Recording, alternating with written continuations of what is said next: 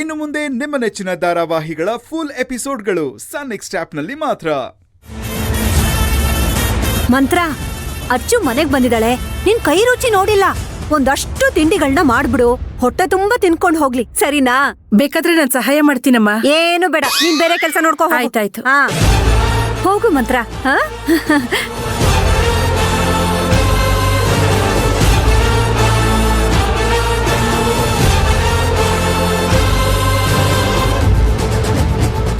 ಇಲ್ಲ, ಅದು in time ಬಂದ್ಬಿಡುತ್ತೆ. ನಾನು ಹೇಳಿದ್ನಲ್ಲ, ಪದೇ ಪದೇ ಅದನ್ನೇ ಕೇಳಿದ್ರೆ ನೀವು. ಸುಶಾಂತ್, ಒಂದು 5 ಮಿನಿಟ್ಸ್ ನಿಮ್ಗೆ ವಾಪಸ್ ಫೋನ್ ಮಾಡ್ತೀನಿ ನಾನು. ಯಾರನ್ನ ಕೇಳಿ ಮನೆ ಕರ್ಕೊಂಡ್ ಬಂದ್ರಿ?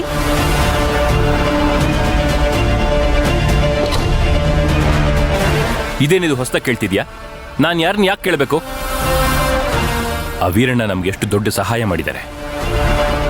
ಅವಶ್ಯಕತೆ ಇದ್ದಾಗ ನಾವಿರೋ ಜಾಗ ಹುಡ್ಕೊಂಬಂದು ದುಡ್ಡು ಕೊಟ್ಟಿದ್ದಾರೆ.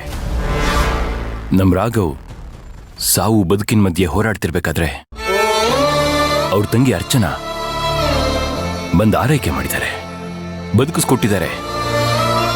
ಅಂಥ ಮನ್ಸಿರೋ ಅಣ್ಣ ತಂಗಿಗೆ ನಾವೆಷ್ಟು ಮಾಡಿದ್ರು ಕಮ್ಮಿನೇ. ಮಾಡದೇ ಇದ್ರೆ ನಮ್ಮನ್ನು ಯಾರಾದ್ರೂ ಮನುಷ್ಯರು ಅಂತಾರ? ಅದ್ ತಪ್ಪು ಅಂತ ನಾನು ಹೇಳ್ತಾ ಇಲ್ಲ. ನಿನಗೇನ್ ಗೊತ್ತಾಗುತ್ತೆ? ನೀನ್ ಮಾತಾಡೋ ರೀತಿಲೇ ಗೊತ್ತಾಗತ್ತಲ್ಲ ತಪ್ಪು ಸರಿ ಯಾವುದು ಅಂತ.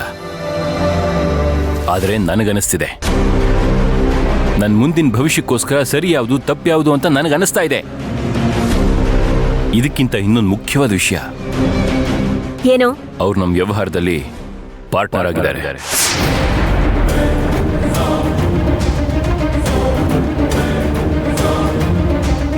ಅಂದ್ರೆ ಹೊಸ ಪ್ರಾಜೆಕ್ಟ್ಗೆ ಅರ್ಚನಾ ಅವ್ರನ್ನ ಪಾರ್ಟ್ನರ್ ಆಗಿ ತಗೊಂಡಿದ್ದೀನಿ. 45-55%. ರೀ, ನಿಮ್ಮನ್ನ ನೀವ್ ಏನ್ರಿ ಅನ್ಕೊಂಡಿದೀರಾ? ಈ ಬಿಸ್ನೆಸ್ ನ ಶುರು ಮಾಡಿದ್ದು ನೀವು, ನಾನು. ನೀವ್ ನಿರ್ಧಾರ ತಗೊಳಕ್ಕೂ ಮುಂಚೆ ನನ್ನನ್ನು ಕೇಳಬೇಕು. ಕೇಳಿದ್ರಾ?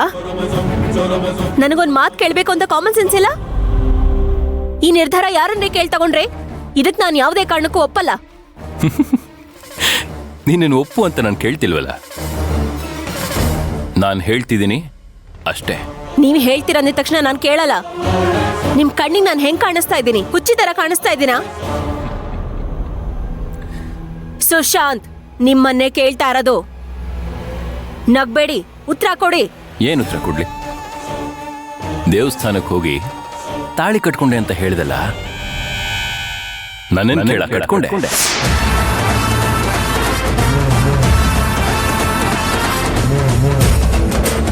ಓ, ನೀವ್ ನನ್ ಜೊತೆ ಜಗಳ ಆಡ್ಬೇಕು ಅಂತಾನೆ ಈ ರೀತಿ ಮಾತಾಡ್ತಾ ಇದ್ದೀರಾ? ಜಗಳ ಆಡಕ್ ಮಾಡ್ತಿಲ್ಲ ಮಂತ್ರ, ನನ್ನ ಜೀವನಕ್ಕೋಸ್ಕರ ನಾನು ಮಾಡ್ತಾ ಇದ್ದೀನಿ. ಎಲ್ಲದರಲ್ಲೂ ಒಂದು ರಿಯಾಲಿಟಿ ಇರುತ್ತಲ್ವಾ? ಹೀಗೆ ಯೋಚನೆ ಮಾಡು. 50 ಲಕ್ಷ, 5% ಬಡ್ಡಿ ಅಂದ್ರೆ ತಿಂಗಳಿಗೆ ಎಷ್ಟು ಕಟ್ಬೇಕು ನಾನು? ಎಲ್ಲಿಂದ ತರಲಿ ದುಡ್ಡನ್ನ? ಅದಕ್ಕೆ ಮತ್ತೆ ದುಡ್ಡು ಕೇಳಿದೆ, ಕೊಡ್ತೀನಿ ಅಂದ್ರು. ಬಿಸ್ನೆಸ್ ಪಾರ್ಟ್ನರ್ಶಿಪ್ ಕೊಟ್ಟೆ, ನಮಗ್ ಬರೋ ಲಾಭದಲ್ಲಿ ಲಾಭಾಂಶ ಕೊಡ್ತೀನಿ. ಇದ್ರಲ್ಲಿ ನಾವೇನ್ ಕಳ್ಕೊತೀವಿ? ನೀವ್ ಕಳ್ಕೊಳ್ಳಲ್ಲ, ನಾನ್ ಕಳ್ಕೊತೀನಿ. ನೀವ್ ಮಾಡ್ತಾ ಇರೋದ್ ನಿಮ್ಗೆ ಸರಿ ಅನ್ನಿಸ್ತಾ ಇದೆಯಾ? ನೀನೇನ್ ಕಳ್ಕೊತೀಯ? ಪಾರ್ಟ್ನರ್ ಅನ್ನೋ ಹೆಸರನ್ನ 55% ಅವ್ರಿಗೆ ಕೊಟ್ಟಿದ್ದೀರಲ್ಲ, ನಿಮಗೆಷ್ಟು ನನಗೆ ಎಷ್ಟ್ರಿ? ಲೆಕ್ಕ ಹಾಕಿದ್ರೆ 22%. ಇದಕ್ಕೆ ಯಾರಾದ್ರೂ ಪಾರ್ಟ್ನರ್ ಅಂತಾರ? ಕೆಲ್ಸದವರು ಅಂತಾರೆ.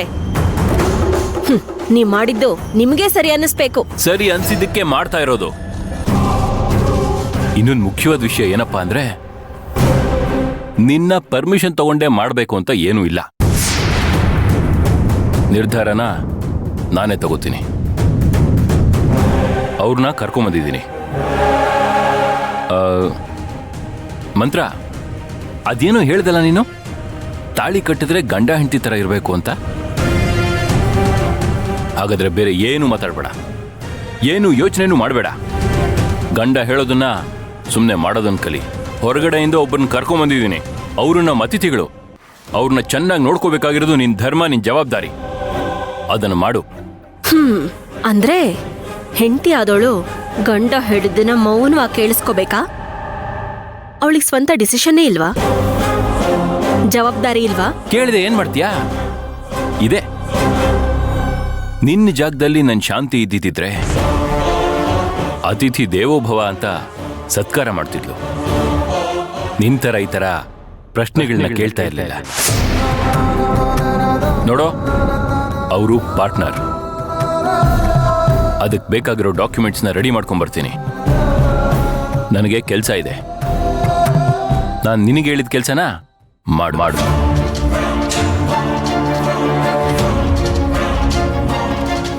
ನಾನ್ ಮಾಡಿದ್ದನ್ನ ಮನ್ಸಲ್ಲಿ ಇಟ್ಕೊಂಡು ಸೇಡ್ ತೀರಿಸ್ಕೊಳ್ಳೋ ಕೆಲಸ ಮಾಡ್ತಿದ್ಯಾ? ಸುಶಾಂತ್ ನಿನ್ ಬಣ್ಣ ಹೊರಗ್ ಬರ್ತಾ ಇದೆ. ಆದ್ರೆ ಒಂದು ತಿಳ್ಕೊ, ನೀನ್ ಕಟ್ಕೊಂಡಿದ್ದೀನಿ ಅನ್ಕೊಂಡಿರೋದು, ಕೆಣಕ್ತಾ ಇರೋದು ಹೆಣ್ಣು ರೂಪದಲ್ಲಿರೋ ಕಾಳಿಂಗ ಸರ್ಪಾನ. ನಾನ್ ಪ್ಲಾನ್ ಮಾಡಿದ್ರೆ ಯಾವಾಗ ಹೊಡಿತೀನಿ, ಎಲ್ಲಿ ಹೊಡಿತೀನಿ ಅಂತ ಯಾರಿಗೂ ಗೊತ್ತಾಗಲ್ಲ. ಒಳ್ಳೆ ಹುಡುಗ ನೀನು. ನೋಡು, ಸ್ಕೂಲಿಗೆ ಹೋಗಿ ಗುಡ್ ಬಾಯ್ ಆಗಿರ್ಬೇಕು. ಚೆನ್ನಾಗಿ ಓದ್ಬೇಕು, ಆಯ್ತಾ? ಆಯ್ತಮ್ಮ. ಗುಡ್ ಬಾಯ್. ನೋಡಿದ್ರಮ್ಮ, ನೀವಂತೀರಲ್ಲ ಯಾಕೆ ನೀವೆಲ್ಲ ನನ್ನನ್ನ ಶಾಂತಿ ಹೋಲಿಸ್ತೀರಾ ಅಂತ. ನೀವು ಮಗು ಜೊತೆ ಇರೋವಾಗೆಲ್ಲ ನನಗಂಗೆ ಅನ್ಸುತ್ತೆ ಕಣಮ್ಮ. ಒಂಚೂರು ವ್ಯತ್ಯಾಸನೇ ಇಲ್ಲ. ನಮ್ ಶಾಂತಿಯಮ್ಮ ಮಗು ಹತ್ರ ಹೇಗಿದ್ಲೋ ಹಾಗೆ ಇದೀರಾ ನೀವು.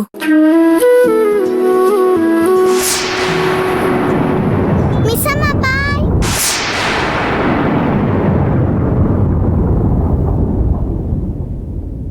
ಆಹಾ, ಏನ್ ಸಂಸ್ಕಾರ, ಏನ್ ಬುದ್ಧಿವಾದ. ಮಕ್ಕಳಿಗೆ ಈ ರೀತಿ ಬುದ್ಧಿವಾದ ಹೇಳ್ಕೊಟ್ರೇನೆ ನಾಳೆ ಮಕ್ಕಳು ದೊಡ್ಡ ವ್ಯಕ್ತಿಗಳಾಗೋದು. ಎಂತ ಒಳ್ಳೆ ಬುದ್ಧಿ ಹೇಳ್ತಿದ್ದಾಳಲ್ವಾ ಅರ್ಚನಾ.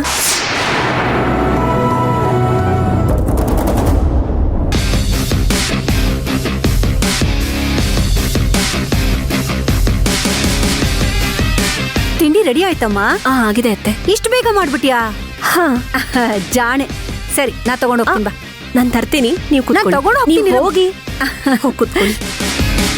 ಕಾಲಕ್ಕೆ ತಕ್ಕ ಹಾಗೆ ಬದಲಾಗ್ತಾರೆ ಅಂತ ಕೇಳಿದೀನಿ. ಆದ್ರೆ ಮನುಷ್ಯನಿಗೆ ತಕ್ಕಾಗಿ ಬದಲಾಗಿ ಮಾತಾಡೋದನ್ನ ನಮ್ಮತ್ತೆನಲ್ಲೇ ನೋಡ್ತಾ ಇರೋದು. ಸಾಧನಾ, ಆಸಿದ್ದು ಬಂದೆ.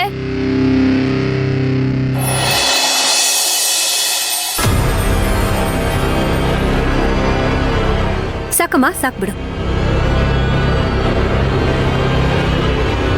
ಹಾ, ಸಾಕು.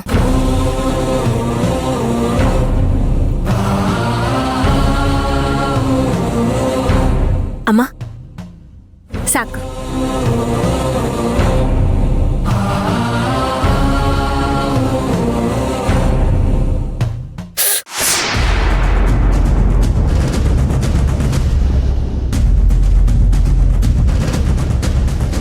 ಸಾರಿ. ಬೇಜಾರು ಮಾಡ್ಕೋಬೇಡಮ್ಮ.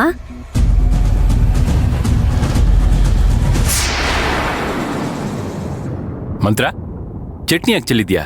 ಒರೆಸ್ಬಿಡು.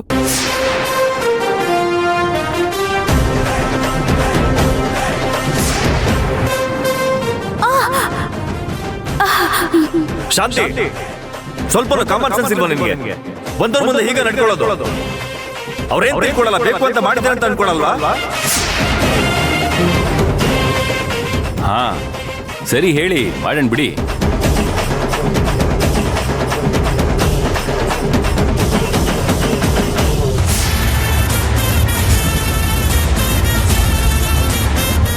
ಅಲ್ಲಲ್ಲ, ಇಲ್ಲಿ ಬಿದ್ದಿದೆ ನೋಡಿ, ಇಲ್ಲೋರ್ಸಿ.